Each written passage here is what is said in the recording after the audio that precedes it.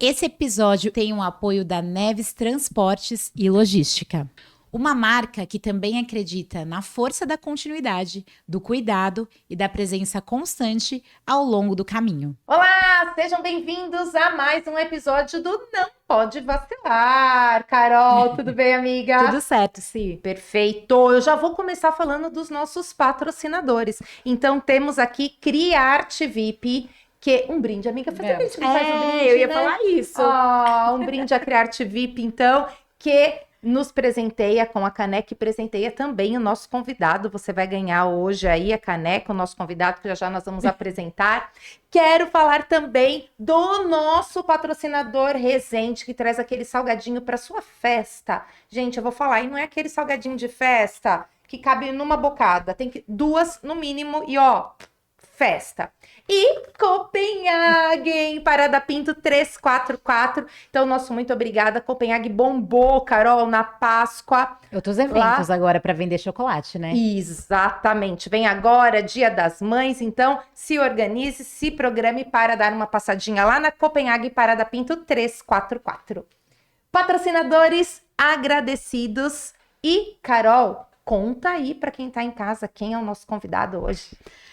Bom, eu vou ler primeiro as formações dele, mas antes eu queria falar assim, que essa pessoa que está aqui com a gente, né, dividindo a mesa hoje, é uma pessoa que tem um coração, gente. Sabe aquelas pessoas que você encontra na vida e você fala, vale a pena ser amigo? É essa pessoa.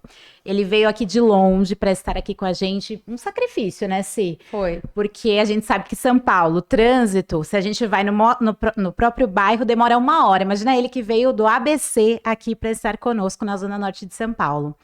Ele é formado em marketing, com MBA em vendas, mas tem formações que tocam o coração dele.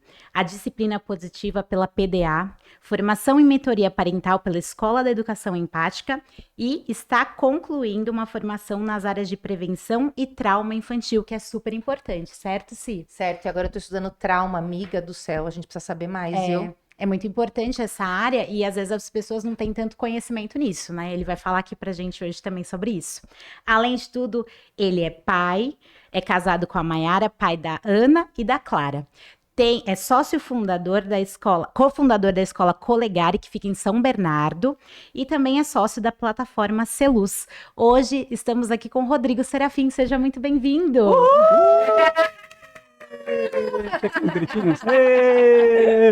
Gente, eu vim aqui, mas eu vim com uma alegria tão grande, porque primeiro eu adoro estar com vocês, né? Vocês têm uma energia incrível. Eu adoro estar conectado com pessoas que me trazem essa energia. Eu sempre falo pra Cibele, um dia a gente vai fazer alguma coisa junto. A gente já fez tanta coisa, né, Cibele? É mesmo. Workshop, evento. Eu fui palestrante no evento da Cibele. Cibele foi no meu. A Cibele foi 2 vezes no meu podcast. A Carol foi no meu podcast também. Então, gente, que gratidão estar aqui com vocês. Obrigado pelo convite e pela oportunidade de a gente falar sobre esse tema tão importante. E quando a Carol fala que é um coração gigante, você é mesmo, né, Rô? E eu falo assim que você exala isso, que a sua família é isso, a sua escola hoje também tem toda essa vibe. A gente foi conhecer a escola do Rodrigo. Para você que Muito mora linda. no ABC, vale muito a pena. Uma escola que vê a criança realmente como um ser potente. Eles têm uma escuta muito sensível. A gente teve ali alguns momentos com os educadores e com as crianças, uma ação mais bonita do que a outra. Tinha uma hora, uma criança foi abrir a torneira e eu já fui assim, ai, vai abrir, vai molhar tudo. Veio a moça, pode abrir, vamos abrir. Aí a criança lá super interagindo. Lavando os brinquedos. Nossa, eu falei assim, que escola maravilhosa. Então, Isso aí. parabéns Obrigado. já obrigado. de antemão pelo trabalho que você vem realizando na Colegare. Obrigado. A gente falou aqui nas suas formações que ele também é educador parental. Antes disso, de ser educador parental, você tinha outras formações. Tinha, gente. Qual que foi a sua virada de chave? Como que você quis se tornar educador parental? Até me arrepiei aqui. Me arrepiei antes de falar, porque isso começou quando eu conheci a Cibele. Eu fui, por algum motivo, na verdade começou um pouco antes. Quando a Mayra estava grávida da Ana, eu ganhei um livro da Tracy Hogan, que é a encantadora de bebês. Tudo bem, gente, não me julguem. Eu achei que dava para encantar bebês. E, na verdade, um amigo meu me deu de presente e falou, a criança não vem com manual de instrução, então eu vou te dar um manual para você saber como lidar. Para mim foi incrível, porque foi o primeiro contato que eu tive com a paternidade em si, antes mesmo de a Ana nascer. E lendo o livro, aí cada vez mais querendo ler, entendendo. Eu falei, cara, eu já sei, tô pronto. Na hora que a Ana chegou, tudo diferente. Quase rasguei aquele livro. Que esse livro não funciona. Mas no final eu descobri uma outra coisa, que ali era um ser humano. E cada ser humano é de um jeito. E eu fui entendendo, fui curtindo, fui sofrendo. A Mayara foi sofrendo e foi curtindo também ao mesmo tempo. E de repente eu falei, poxa, apareceu lá no meu feed, né? Feed treinado, curso de disciplina positiva. É um curso com uma pessoa que é de fora do Brasil, que hoje é a pessoa desse tema, que era a Fernanda Lee. E falei, cara, eu vou nesse curso. E na hora que eu cheguei lá nesse curso foi muito engraçado, porque eu acho que tinha uns 50, 60 pessoas e 3 homens, sendo que os outros 2 homens eram psicólogos, alguma coisa assim. E as pessoas vinham me perguntar, o que você está fazendo aqui? Ah, eu vim aqui porque eu quero ser um pai melhor. Aí teve uma pessoa que deu risada da minha cara, que inclusive, eu não vou falar o nome dela, mas eu tenho um relacionamento, tenho um bate-papo com ela até hoje. Aí eu falo, não, mas eu vim mesmo. Ela falou, não, cara, você não tá entendendo onde você tá. Deixa eu te explicar. Aí ela me explicou que era uma profissão. Eu não sabia que era uma profissão educador parental. Não entendia que a disciplina positiva tinha tanta bagagem como, né? Eu acho que hoje, se eu entrasse nessa sala, seria uma entrada diferente. Porque naquele momento eu caí de paraquedas. E todo aquele conhecimento, as formações de disciplina positiva, elas são muito práticas. Então eu fiquei boiando várias das vezes naquelas Dinâmicas, dinâmicas né? e tudo As mais. estratégias. Eu fiquei super boiando, mas aí eu fui entendendo, fui curtindo, ah, legal. Na hora que eu saí de lá, eu falei pra Mayara o seguinte, no primeiro dia, eu falei, eu quero fazer isso pelo resto da minha vida. E sabe quando dá um clique? Eu acordei 3 horas da manhã, fiz um mapa mental de tudo que eu podia fazer nesse universo, e ali começou meu trajeto. Foi mais ou menos em 2022, 2023, sim, foi que a gente se formou junto, né? Acho que foi 22. 22, não foi? Agosto de 22, acho que Foi 2022. E aí eu comecei a querer cada vez mais aprender. Mas naquele momento eu descobri que algo diferente ia acontecer. E esse algo diferente ele seria principalmente para minha casa. Porque foi sempre meu ponto ali de atenção, meu foco. Eu queria ser um pai que eu não tive. Eu queria ser um pai presente. Eu queria ser um pai que desse amor para as minhas filhas. Eu queria ser um marido presente. Eu queria ser um pai participativo. Era isso. E aí, a chave, Carol, foi muito louca. Minha cabeça, assim, ela é incrível porque era muito engraçado. A Mayara chegava e falava assim, a Ana não quer escovar o dente, vai lá você é o educador parental. E aí eu descobri outra coisa, que ser educador parental, a gente não vai educar a criança, a gente vai se educar, né? Nós, como pais. Sim. E aí eu falava pra Mayara, não é isso. É porque senta aqui, vamos lá, vamos conversar aqui junto, pra você entender esse rolê. Porque eu não vou fazer a Ana escovar o dente, porque tem outras coisas acontecendo ali em torno desse processo do dente, que era só um motivo ali, né, um gatilho ali naquele momento. E aí eu fui descobrindo que eu podia ajudá-la, de fato. Eu fui vendo na prática as coisas acontecendo. E é mágico. É mágico. É muito bacana porque a gente sempre falou em vários episódios aqui desse start, né? Porque a gente começou quando o meu filho era bem pequeno e se a gente falava assim, se nada der certo, pelo menos a gente tá fazendo um bem pra nossa família. Uhum. E eu acho que é sempre isso, um bem maior, que é um propósito que é a nossa família, né? Que é o nosso propósito maior, né? Uhum. Mas hoje eu vejo como a educação parental pode contribuir nas famílias para que a gente seja mais assertivo na condução da educação dos nossos filhos. Porque é o que eu falo, né? Eu falo muito aqui. Os nossos pais fizeram o que eles tinham de melhor. Sim. Mas hoje a gente tem tantos recursos, não dá para a gente esperar que nasça uma mãe do nada. E não vai nascer. Hoje a gente tem um entendimento, por exemplo, das birras, e a gente entende por que a criança tem a birra, como funciona esse cérebro da criança. Então, hoje a gente tem estudos, que isso tudo que a gente fala é comprovado cientificamente com pesquisas, que vão nos dar um respaldo para sermos mais assertivos na hora de educarmos os nossos filhos. E eu falo assim, por que não? Mas os pais hoje não têm. Então, a função do educador parental é gigantesca, de trazer uma lente de aumento para essas famílias, para mostrar que, isso que você está passando é natural. Mas a maneira com que a gente está reagindo não pode ser assim. Eu preciso agir de uma maneira consciente e não perfeito. reagir. Você fez um comentário agora que é algo que me pegou. Porque aí, sendo um pouco mais, né, voltando a quando eu comecei nessa jornada, A minha grande dificuldade era encontrar livros ou técnicas ou teorias que fossem comprovadas cientificamente. Porque falar, não adianta vir com um negócio, é assim, porque você está sentindo. Cara, pra mim não funcionava. Hoje funciona, hoje eu entendo. Hoje eu aceito, hoje eu entendo que a emoção, ela realmente, ela me envolve, ela envolve minhas filhas, a minha esposa, mas no passado eu queria dados. E a gente tem muito dado, né? Então a gente só tem que procurar. De trauma, né? Você estava comentando que você está estudando trauma, que é traumático, estuda trauma também. Que a gente vai descobrindo, né? Descobrindo, a gente vai descobrindo o nosso, né? Então, e aí eu falava... Aí eu já não estava mais nessa pegada tão técnica, mas a formação que eu estou fazendo lá da Priscila Xavier, ela é muito técnica, porque ela é pediatra, mas ela traz uma visão muito também de a gente acolher os nossos sentimentos, nos acolhermos, porque às vezes a gente está numa aula e ela vai falar algo que vai nos dar um gatilho. Sim. Ela vai falar sobre algo que aconteceu com ela vai citar algum caso como exemplo, que foi o nosso caso. E ela fez lá, ela falou de algo lá que para mim era um problema. Eu falei, cara, e agora, né? Mas é muito legal porque a gente aprende a lidar com a gente, depois a gente vai e ajuda o outro. Né? E é assim que eu aprendi. E quem é esse outro? Pode ser a nossa família, mas pode ser as outras famílias.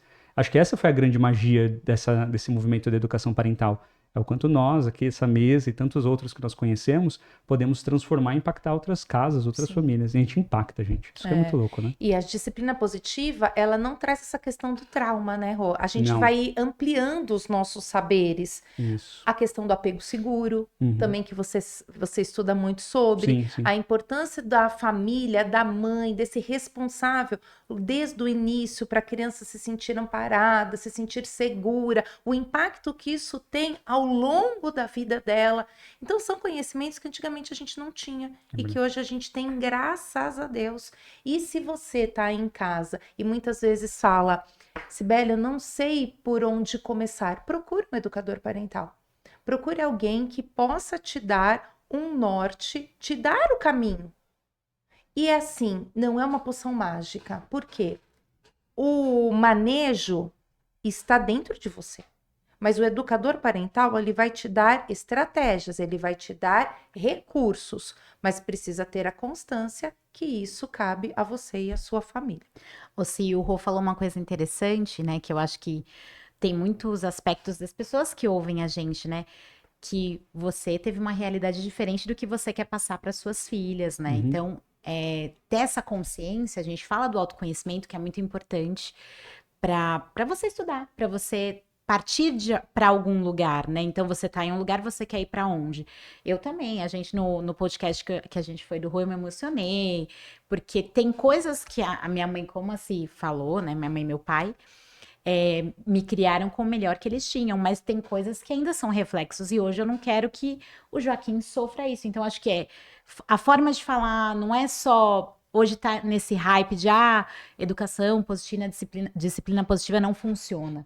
Porque as pessoas conhecem o raso, que é o que tá pela internet. Muito bom. E quando a gente vai no livro, hoje a gente tem vários livros aqui da disciplina positiva, atrás ali do Rô, depois a gente pode pegar aqui e mostrar, de vários aspectos da nossa vida. Então a gente consegue utilizar a disciplina positiva em todos os âmbitos, né? Exatamente. Rô, e agora você está na escola, né? Tá no mundo educacional. Bem-vindo ao ambiente escolar. É a piscina, né? Pode pular, tá quentinha. Pulei. É isso. Eu falo que tem, como tudo, né, Rô? Mas o ambiente escolar, ele tem muitos aprendizados. Tem. E é um ambiente em que ele nutre a nossa paixão pelo próximo, em todos os sentidos, né? No contato com as crianças, no contato com as famílias, e eles têm, como nós, né, os educadores, uma segurança. Sim. E o que você sente hoje? Quais são os maiores desafios que os pais estão que você vê os pais ali enfrentando na educação das crianças? Tá, vou falar da ótica da Colegari. E o que eu percebo, que eu acho que é o mais desafiador para os pais, não só para os pais que estão lá, mas para os pais que nos visitam e a gente vai ouvindo, é esse universo do tradicional versus esse novo conceito. Eu vou pegar que a Carol falou por último, que é a questão esse formato de educar é muito permissivo. Porque a gente lá, um dos pilares da escola, da Colegari, é educação positiva. Mas por que é permissivo? Na verdade, não é permissivo, porque o que nós falamos é de respeitar ritmo biológico, de respeitar a vontade da criança, sim, a gente respeita, mas a gente tem uma guia, tem uma estratégia ali de condução das crianças, a gente usa a Regia Emília, que inclusive Cibele conhece muito bem, vai dar uma aula daqui a pouco sobre isso, eu vou levantar essa aula aqui agora, mas assim, já foi para lá, inclusive. Então, assim, a gente usa a Regia Emília ali num conceito, a gente dialoga com Regia Emília, né? Porque a Regia Emília só é usada em Regia Emília. Eu aprendi isso. A gente se inspira, né, nessa abordagem. Então, nós nos inspiramos pela abordagem de Regia Emília, que é a criança no centro. Por que a criança no centro? Então, todas as nossas decisões, a criança está no centro. E quando você vê famílias que estão fora, ou até famílias que não entendem esse processo, não, é muito permissiva. Não vai dar certo. Imagina a criança brincar no barro. Imagina. A gente estava até comentando, foram alguns pais lá visitar a escola, a gente fez um bate-papo, eu e a Marina, que é minha sócia e diretora, e aí eles estavam falando sobre uma escola que eles visitaram, que é uma escola muito tradicional lá da ABC, e eles falaram que eles entraram nas salas, todas as crianças perfeitas. Penteado, roupa, né? E aí eu brinquei, né? Eu falei, a minha filha, quando ela entra aqui, ela já tira o croque. Então já começa aí, né? Vai de croque, não vai de tênis. Já começa por aí. E eles ficam descalços praticamente o dia inteiro. Nossa, isso é permissividade? Não acho que é permissividade andar descalço. Óbvio que existem os cuidados, né? De andar descalço e tudo mais. Vai machucar o pé e tudo mais. Mas assim, são coisas muito superficiais e também a gente toma todos os cuidados lá na escola. Mas aqui, qual é a mensagem? A gente deixa eles serem eles. A gente deixa com que eles explorem. Não explorem só em questão da escola em si, mas explorem o corpo, explorem, tá chovendo, toma banho de chuva. Eles adoram quando chove, não agora, né, que tá frio, agora que tá frio eles estão de blusa, mas quando tava aqueles calores, aquele calorzão ali em fevereiro e tal, chovia, a criançada ia pra tomar banho de chuva, e tinha algumas mães que chegavam lá e falavam, tomou banho de chuva de novo.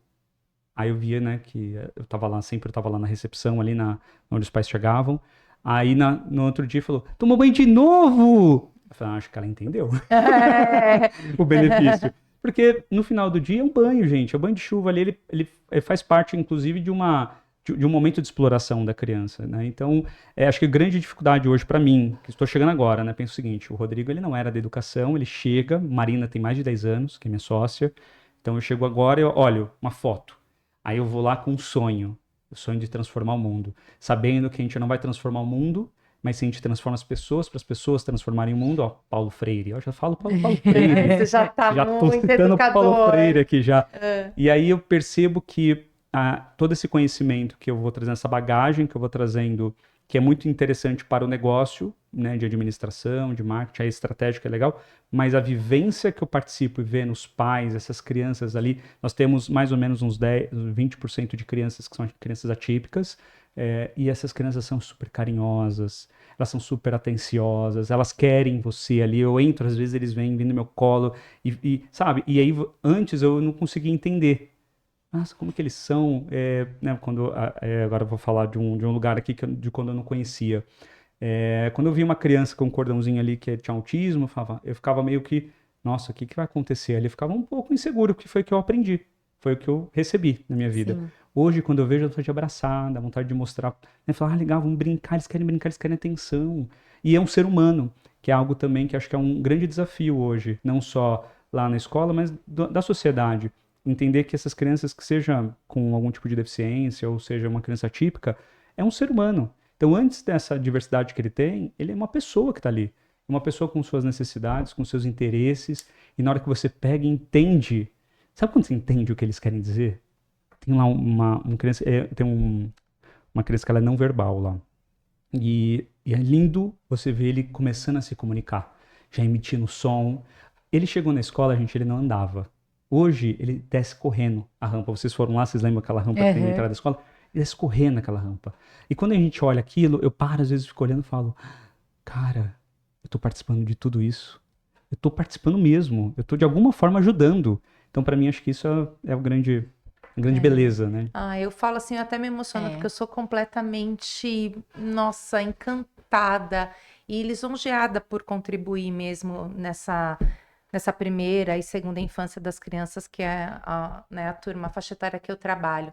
Eu também sinto isso, Rô. Eu acho que cabe a nós, educadores, mostrarmos aos pais, ensinarmos aos pais. Eles estudaram para ser professor. Então, quem são os especialistas? Somos nós. Uhum. Ensinarmos e provarmos os benefícios de uma infância vivida. Infância vivida, acho que essa é a palavra, infância vivida. Porque também no colégio que eu trabalho, a gente vem também mudando muito esse paradigma, que a criança precisa estar sentada, que a sala de aula da educação infantil tem que ter mesa para todo mundo. A gente vem muito de um conceito errado, de uma pré-escola, né? Até o nome mudou. Ela não pode ser algo que vai escolarizar. Ela é uma educação infantil que vai preservar essas infâncias. Nossa, eu falaria horas de educação infantil aqui. Não, e deixa eu falar que eu amo. fazer um comentário rápido sobre até essa questão que as pessoas falam, né? Pegando também algumas coisas que a gente falou lá atrás. No passado tem que ser educação raiz. Educação raiz, que era muito autoritária. E, na verdade, se você for olhar, a educação raiz não é essa. A educação raiz é de aldeia. Que é acolher, é pegar no colo, é cuidar, é todos cuidarem, né? Que lá nós temos o provérbio que fica bem na entrada, que precisa de uma aldeia inteira para educar uma criança. E precisa, gente, não é só na escola essa educação. É na nossa casa, é na nossa sociedade, no nosso bairro, na nossa vizinhança. E aí, quando você vai fazer as análises da 10 mil anos atrás, né, tem uma teoria que chama Ninho Evoluído. Eu não lembro quem é a pesquisadora que falou sobre isso, mas quem me trouxe esse conhecimento foi a Maya Eigman, num congresso que eu participei no ano passado, e ela trouxe isso, como que é o ninho de cada espécie? E como que era o nosso ninho? Como é que era esse ninho há 10 mil anos atrás? Como é que era essa aldeia? Como é que é esse ninho hoje? Ele mudou, ele evoluiu. Se ele tá bom, se ele não tá bom, é outros 500. Mas como que é o ninho de um cachorro? Como que é o ninho? Cada um tem o seu ninho. E o nosso ninho, ele mudou. Sim. E mudou para o quê? E ele vai mudar para o quê? Então, você falou agora de conhecimento. Eu vejo como conhecimento agora o grande momento. A gente tem que se autoconhecer, como a Carol falou, e para mim foi a grande chave de tudo, quando eu comecei a abrir minha cabeça para o autoconhecimento. Eu acredito, como professora, né, assim, frente à sala, que vocês estão na gestão agora, né, você vê os pais, eles, pelo menos os que vêm sempre para nós lá, né, querem conversar com os professores, eles querem estar a par do que as crianças fazem, eles querem saber. Então, hoje a gente não tem mais agenda física, a gente até estava falando isso hoje na sala dos professores. Como que eu vou comunicar para o pai o que essa criança faz? E é engraçado que na primeira reunião, eu vejo como uma das mais importantes, porque ali você tá, além de se apresentar perante um grupo novo, você tá colocando a faixa etária em questão e todas as peculiaridades dela. Então, por exemplo, hoje eu tô com 2 e 3 anos, as crianças voltam sujas para casa. Você falou descalço. O pai, ele vai tirar aquela marra da criança voltar toda limpa, né? Então, ele vai ter... Por que ele tá voltando sujo? Porque ele tá brincando, ele tá aprendendo. Se eu for trocar o uniforme todo dia, a criança vai ter que comprar não sei quantos uniformes. Então... mostrar também, acho que a gente tem um poder na mão, que é o conhecimento do porquê que essa criança está fazendo essa determinada atividade, e mostrar para a família que vale a pena. Então, voltar sujo de terra no final do dia vale a pena. Ele ter experiências diferentes, né? Perfeito. Quando eu vou mostrar a terra na escola, eu falo assim para os pais, eu falo assim, e aqui, quando eles brincam, você já imagina como vai a roupa, né? E o uniforme é branco no colégio, aí eles falam assim... Todo sujo, eu falei, imagina, repleto de aprendizado. Não Gostei. Porque não vai sujo, mas vai com muito aprendizado. Eu ouvi uma frase de uma mãe que visitou lá, ela falou que lá tem que ser, como que é? Que seja feita à vontade da máquina de lavar. Pega a roupa e taca lá, o que saiu. Saiu, Rô, eu tô vendo um movimento muito grande dos pais. Dos homens, né? Dos homens, estando mais presentes na educação. E a gente vê poucos educadores parentais, sim, né, masculinos, e os pais também estão agora se envolvendo mais na educação das crianças. Você deve perceber isso na escola, e eu vejo isso lá na nossa também, uma presença. Então, é algo festivo, vem o pai e a mãe, é uma reunião, vem o pai e a mãe. Isso me deixa muito feliz. É lógico que, se é obrigação. Eu concordo que é. Mas a gente vem de uma Faz cultura, parte da cultura, né? né, Concordo. muito enraizada em que cuidar do filho era função da mãe. Educar. Ah, e antes de seguir com o episódio, uma notícia boa. A Neves Transportes e Logística, nossa parceira aqui no podcast, está prestes a bater 500 seguidores no Instagram. Aproveita que o QR Code está na tela, aponta a câmera e já segue o perfil, @Neves Logística. Na Neves Transportes, há mais de 15 anos, garantimos eficiência e segurança no transporte e logística para o setor farmacêutico e de saúde. Com uma frota moderna, rastreamento via satélite e soluções personalizadas, atendemos todo o Brasil com rapidez e precisão. Contamos com certificação da Anvisa e diversas outras, assegurando qualidade e conformidade em cada entrega. Neves Transportes, conectando qualidade e confiança ao seu negócio. Também era E hoje a gente vê um outro olhar vindo muitos homens também para partilhar aqui, para partilhar desta educação. E o quanto se ganha com isso. É. A gente vê o olhar das crianças quando vê um É lindo. pai. É lindo, É Rô, é lindo. E eu vejo também, eu acompanho as suas redes sociais, eu vejo a relação que você tem com as suas filhas. E eu fico imaginando quantas memórias afetivas vocês vêm colecionando durante esses... Quantos anos? 4 anos e meio, a mais velha. 4 anos e meio de vida. E a sociedade, você já teve alguma frase assim que você já ouviu? Porque eu pergunto isso porque o meu marido, agora eu trabalho só de manhã lá na escola. E aí o meu marido que levava o Joca nas consultas médicas. E isso, até para as minhas amigas, nossa, você vai deixar ele sozinho? Ele sabe o que ele tem que fazer? Eu falei, gente, como assim? E é engraçado que às vezes as próprias mães têm essa fala, né? Sim.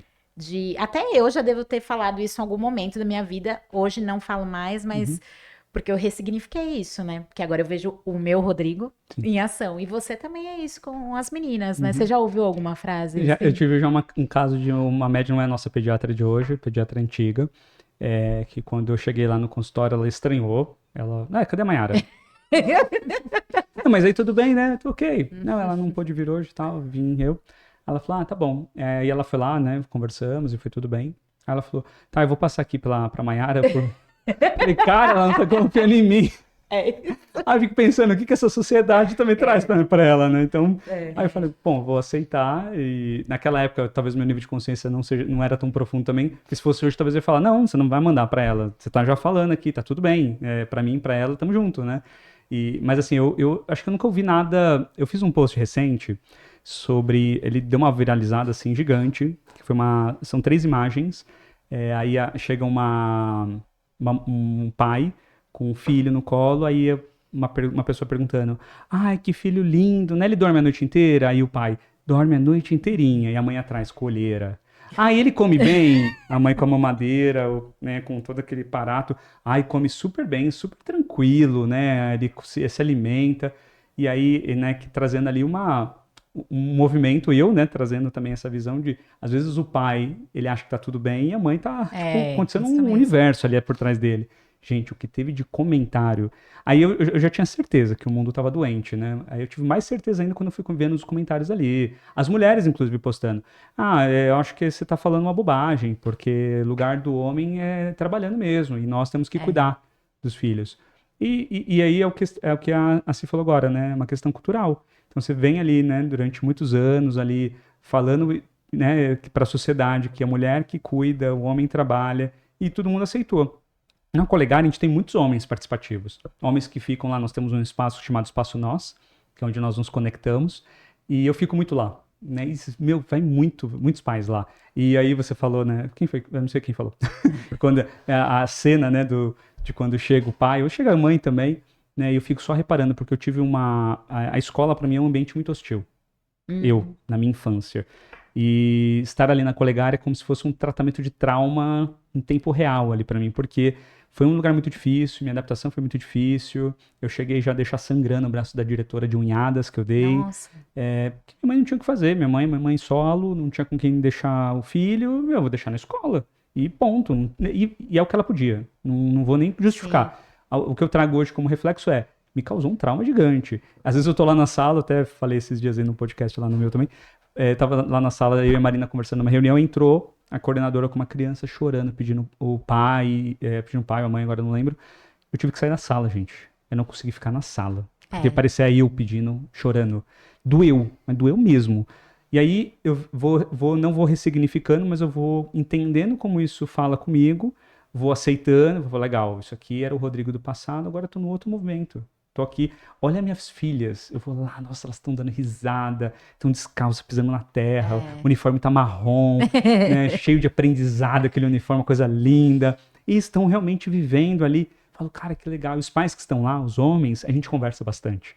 Então eu percebo que também quando você tem uma abordagem diferente, você atrai pais diferentes. E esses pais diferentes são pais mesmo, né? E os pais não do jeito que a gente está acostumado também. Às vezes é pai, às vezes é mãe, mas tá todo mundo ali. E eu vejo que, né, o que eu acho muito incrível, que eu sempre comento com a Marina, é quando o pai fala, não tô recebendo as mensagens do aplicativo. Aí eu falo, nossa, que legal, eu vou na hora já tentar arrumar. Eu falo, que legal, e eu percebo que eles são realmente, nós temos lá boa parte dos pais que são muito participativos, né? Então acho que isso está mudando mesmo. Acho que já é um movimento que está acontecendo, maior também. uma parceria maior, né? Eu entendo isso. Graças a Deus. Ô, Rô, a gente falou muito, você falou no começo de permissividade. E a disciplina positiva, que foi ali o seu pontapé inicial, fala sobre dosarmos a firmeza e a gentileza. Como você acredita que os pais podem equilibrar esses dois pilares no dia a dia? Nossa, que difícil. Não, tô brincando. Peraí, lê esse livro aqui, ó, né? Cara, pega um livro da disciplina positiva aí e fala, lê esse livro aqui, o amarelinho. Cara, esse livro aqui, gente, cara... De cabeceira. Esse livro aqui me deu uma pirada, viu? Nossa, eu também falei, esse tem os traumas aí, né? Chorei pra caramba. Você nos seus traumas. Chorei pra caramba lendo Ele esse fala livro. de tudo, acho que é um resuminho de todo. Fala sobre apego agora, seguro né? também. Como Ele é que é o fala nome de do apego. verdinho? Ah, é? É o da Felipe Perry também. Ah, vamos. eu Foi tenho que ela ela lançou lembrei, lá lembra? naquele congresso que a gente foi. Ai, não fui. Não dá. Vamos trazer no próximo. Então, eu acho assim que é um grande desafio.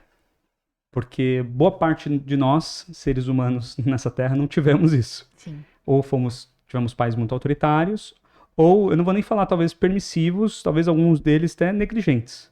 Que eu acho que é até pior de todos os outros estilos parentais que existem. É o pai negligente, que é o pai que não liga, que não tá nem aí, tá ali, mas não tá ali. Eu conheci uma pessoa que ele falava uma frase, o Beto Fers, ele falava assim que existem muitas crianças que estão, ele fala sobre adoção, ele é doula de adoção. Ele fala que existem muitas crianças que estão desamparo e tudo mais. Mas a quantidade de crianças que estão sem os pais, estão órfãos, com pais em casa, é gigantesca. E, gente, isso está fazendo com o celular, seja com tela, seja com várias outras coisas que estão acontecendo. Voltando à sua pergunta, eu acho que é complexo. Eu acho que sempre quando a gente... eu vou falar como eu faço, que eu acho que fica mais fácil. Lá em casa eu sempre tive muito medo de ir para permissividade, porque no meu movimento de querer ser um pai legal, eu falei, não posso ser duro com as minhas filhas. Mas, ao mesmo tempo, eu entendi que existem rotinas, existem momentos que nós temos que fazer, que tem que ser feito. Né? Eu gosto muito de usar um exemplo da hora do banho. A hora do banho tem que tomar banho. Mas eu entendo porque ela não quer ir pro banho. Aí eu vou trazer a conexão. Então, eu vou entender, vou sentar com ela. Né? E muitas das vezes ela não queria tomar banho porque ela queria brincar. Isso. Então, se eu entendo e falo, tudo bem, filha, eu entendi que você quer brincar, tem algumas hipóteses. Nós podemos brincar no chuveiro? Juntos também, continuar a brincadeira, nem sempre eu vou querer fazer isso. Pode ser que tenha algum dia que eu esteja cansado, alguns dias, né? Não sei, não tem alguns dias. Então eu não vou fazer isso. Tá, então eu não vou fazer só isso. Eu vou entender o que está acontecendo, eu vou falar, você pode brincar um pouquinho mais e daqui a pouquinho a gente vai tomar banho, que é o que mais funciona em casa. Ou terceiro, eu posso chegar a falar, entendo, acolho o sentimento dela, mas agora é a hora do banho. E a gente vai seguindo pro banho ali naquele momento. O que eu mais uso em casa... Eu uso a gentileza e a firmeza, mas o equilíbrio também, esse processo de entender o que ela está passando naquele momento. Então eu falo, tá bom, Ana, você é com a Ana normalmente. Você quer brincar um pouquinho mais? Você está brincando do quê? Ah, pai, eu tô brincando disso. Sabe o que eu faço? Eu sento. Aí eu consigo brincar junto com ela. E às vezes ela tá esperando só isso, um convite. Aí eu brinco com ela, gente, às vezes, gente, já aconteceu de eu sentar com ela, começar a brincadeira e falar, tá bom, pai, agora vamos lá tomar banho? Ela só queria, ele me entendeu. Tem Conexão antes ele da me correção, né?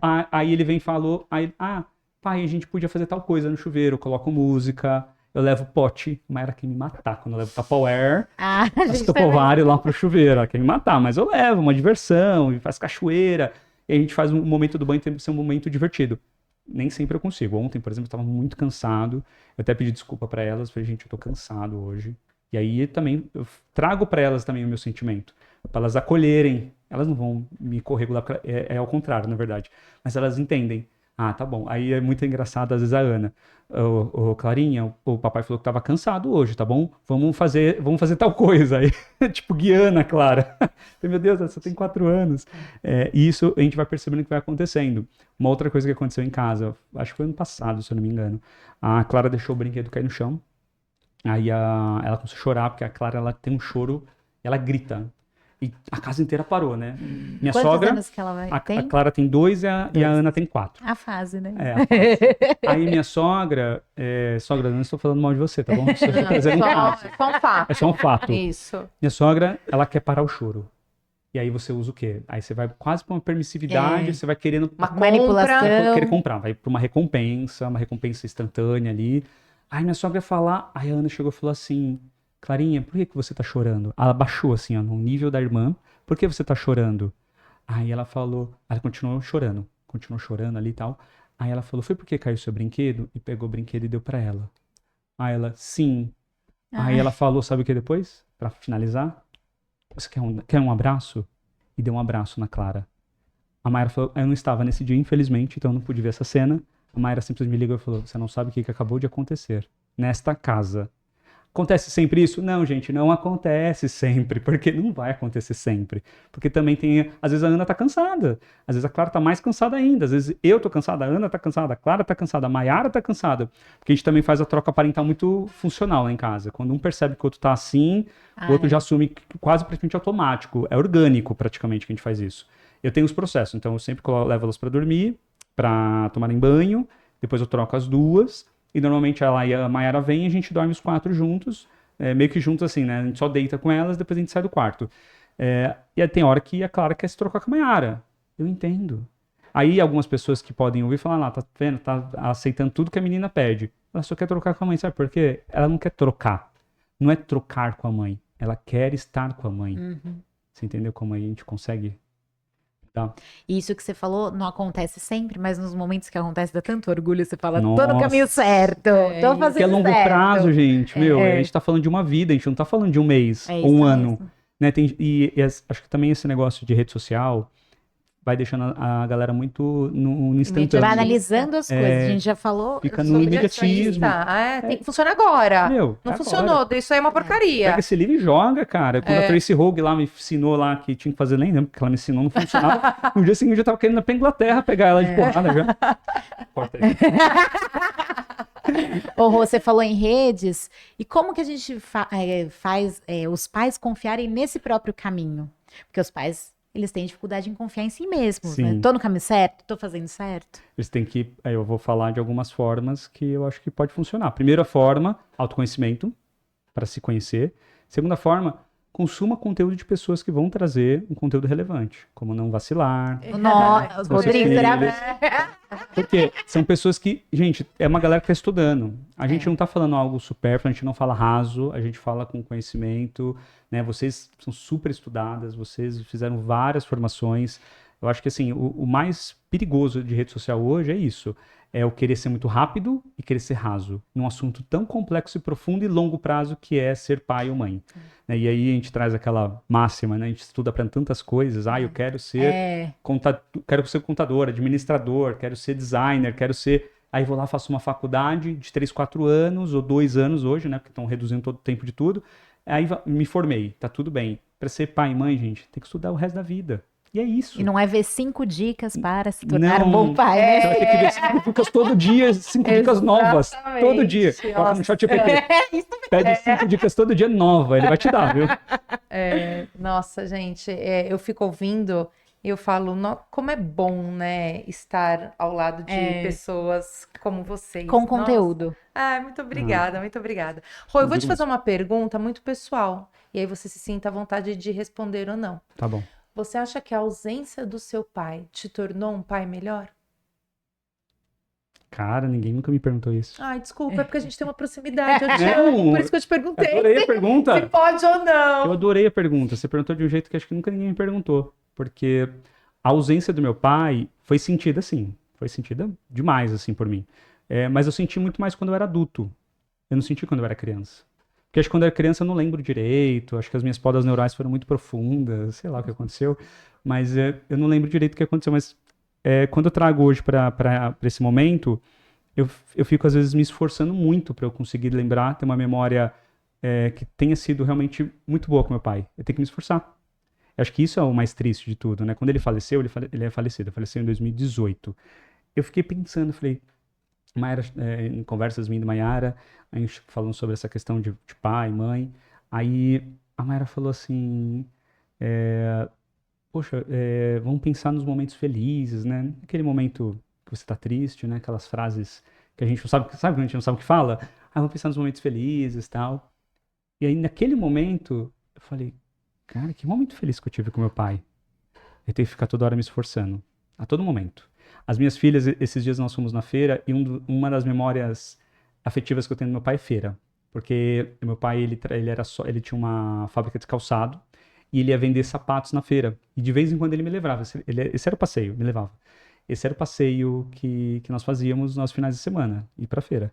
Então, quando eu entro numa feira hoje, automaticamente vem a memória efetiva do meu pai. Mas o engraçado é que não vem uma memória boa. Não é aquela memória, ai, que gostoso tá aqui, que divertido, não é isso.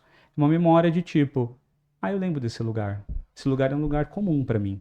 Esse cheiro, as pessoas gritando, o pastel, mas não é uma coisa que eu falo, nossa, que legal. Aí, sabe, isso pra mim me dói um pouco. E aí, quando você traz pra sua pergunta, eu quero que as minhas filhas lembrem de todas as memórias que elas tiveram comigo. Vão lembrar de todas? Não. Então, por isso que eu tenho que causar muitas memórias. Se elas tiverem muitas... Eu tenho uma pessoa que eu conheci recente e ele estava falando das experiências que ele teve com os filhos. Ele tem 4 filhos. E são 3 mulheres e um homem, já são grandes. E aí eu fiquei ouvindo ele falando aquilo, né, das memórias que ele criou com as filhas e com os filhos. Aí eu virei pra Maia e falei, eu preciso criar memórias com as meninas. Porque depois eu fui conversar com os filhos. Eu tava com seu pai lá, ele contou no dia que vocês acamparam e começou a chover.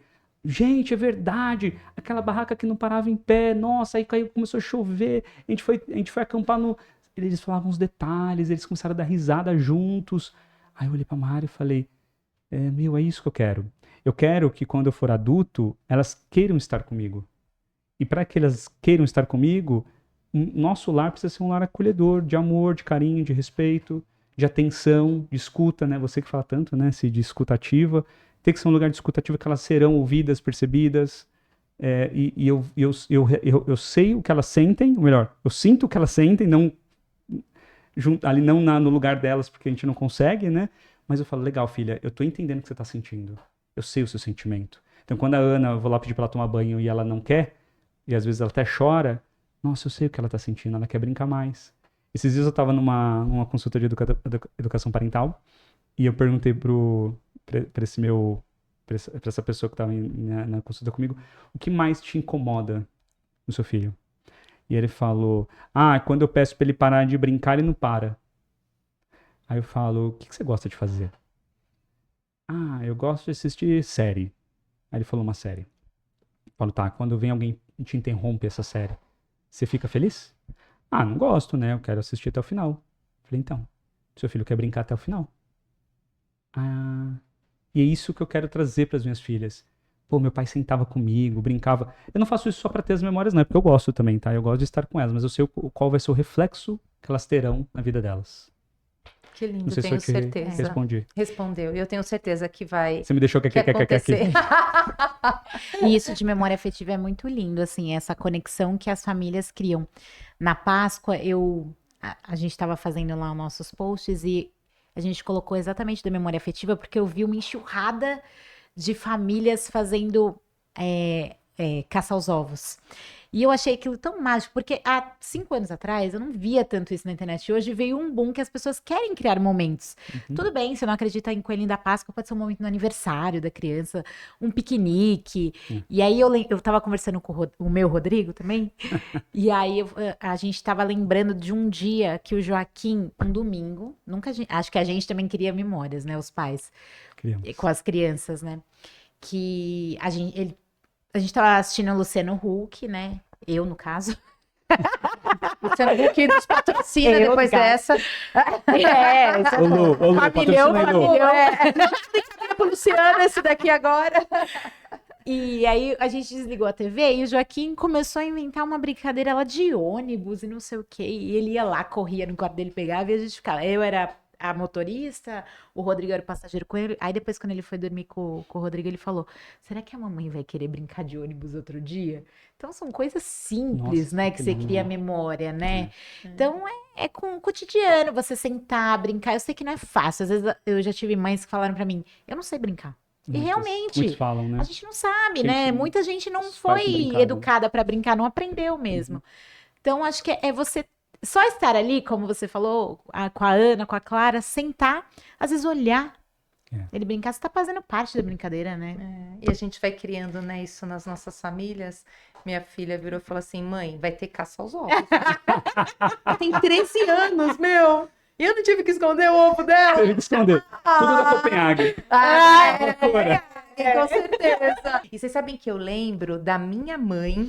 Olha, né, gente, eu tenho quase 50 anos, meio século. Eu tô adorando falar que eu tenho 50. Eu percebi. Eu ainda nem tenho, mas eu já tô gostando de Vamos falar. fazer uma festa de 50, a gente vai fazer. Não, amiga, eu quero viajar, não vem com festa, não. E aí, a Páscoa na minha casa, minha mãe sempre foi muito festiva, ela adorava receber os familiares. Então, Páscoa, Natal, eu tenho memórias afetivas maravilhosas da minha mãe, de decorações. Minha mãe ganhava concursos na cidade que do legal. interior, Nossa. fazendo decoração. Hoje, minha irmã fala: ai, você herdou isso da mamãe. Eu gosto bastante e tento trazer isso para os meus filhos, né? Acho que por isso que a Alicia quis aí o caçar os Com ovos. certeza. Aí eu escondi do meu de 18 também. Ele: ai, mãe, para com isso, vai, fala logo onde é que tá esse ovo. Mas eu vou procurar, mãe. Mas eu não falei, eu dei uma dica para ele também. Sabe esse negócio de criar memória? Uma coisa que a gente faz há um tempo em casa, há uns mais de 2 anos, já desde quando a Ana tinha, acho que 2 anos, então faz uns 2 anos e meio, quase 3 anos. A gente fala o feliz e o triste todo dia antes de dormir. Qual foi o seu feliz e qual foi o seu triste? Inclusive, quando a gente não fala, a Ana cobra a gente. Agora a Clara começou a cobrar. Sabe quando você deita e tá super cansado, você não quer nem falar? Aí a Clara fala: o meu tite, o meu fiz. Às vezes ela fala: mamãe, ou papai, eu não sei, meu tite fez. Bonitinho. Ah, sei. Isso ajuda.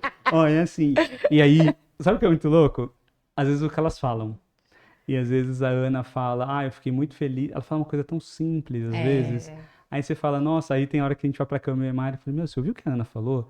E tem hora que ela fala uma coisa tão complexa. Teve um dia que ela falou, a gente tava deitado, complexo foi a palavra, mas a questão não é tão complexa assim.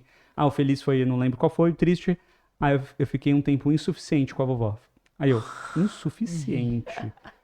Aí eu: nossa, Ana, que curioso isso, por que você achou insuficiente? Pouco. Aí eu: Olha que interessante. tudo bem, você achou que foi insuficiente o tempo que você passou com a vovó. E no dia seguinte, aí eu falei pra Maia: vamos lá comer uma pizza na casa da sua mãe. Porque acho que são sinais pra eles, são as pistas, né? Que eles vão dando pra gente. Quando a gente fala que eles não vêm com um manual, eu ouvi há pouco tempo isso. Eles vêm, é só você escutar e olhar pra eles. Nossa, que lindo. Não é bonito? Vou anotar isso. Anota, Rô. E anota você aí em casa também que está nos assistindo, que tipo de memórias você vem construindo com os seus filhos. E antes de encerrar, antes do nosso bate-bola, eu quero agradecer mais uma vez os nossos patrocinadores, Criarte Um brinde VIP. triplo agora. Ai, vai, Rô. Rô. Pelo episódio maravilhoso. Rô, você vai ganhar sua caneca pela Criarte VIP. Já faremos o nosso lanche com Salgados Resende. Lembrando aí, você que está organizando sua festa, não esqueça. E Copenhague em Parada Pinto 344. Nosso muito obrigada também. Chegando o Dia das Mães. Mãe adora receber chocolate e lá tem chocolates maravilhosos já preparados para vocês no Dia das Mães. Vamos pro nosso bate-bola? Vamos sim. Rô, antes do bate-bola, onde as pessoas podem te encontrar? Eu tenho @Rodrigo V. Serafim no Instagram. E tenho também. Posso falar da Colegar? Todos. Todos? Nossa. Também tem a @escola.colegare, Colegare com 2 L's. Tenho também um podcast que falo também sobre parentalidade, que as meninas já estiveram lá, assíduas, né? E a Carol uma vez. @conversadepai.podcast. E acho que acabou. Eu adoro quando você fala assim, eu tenho uma... Você usa um termo. Ai, não é uma cadeia. Você usa um... Ecossistema. Eu tenho um ecossistema. Eu tenho um ecossistema. Ai, a gente também tem agora um ecossistema. uma A gente tá delícia ter. construindo o nosso. É legal ter ecossistema.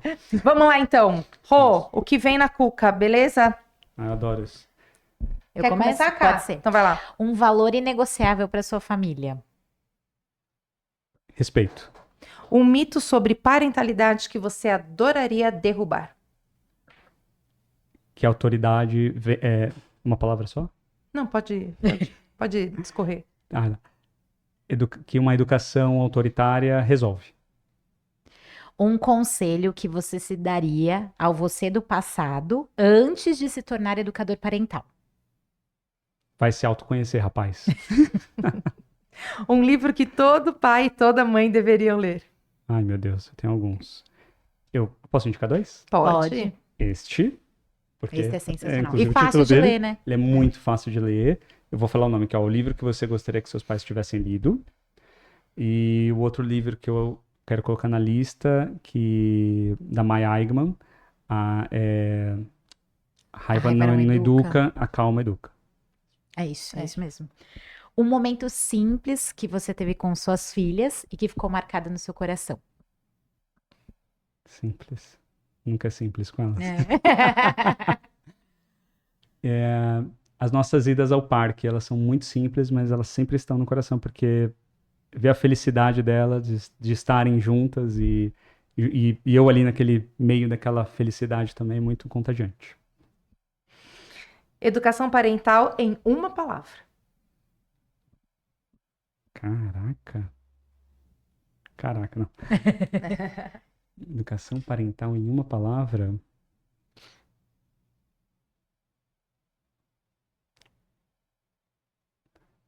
Conexão. Boa, gosto dessa também. Gosto de constância, gosto... Ressignificado.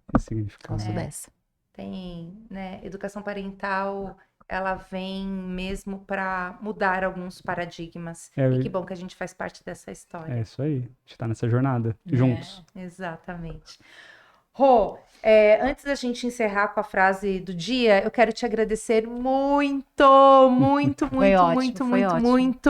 Você sempre é um querido, um amigo.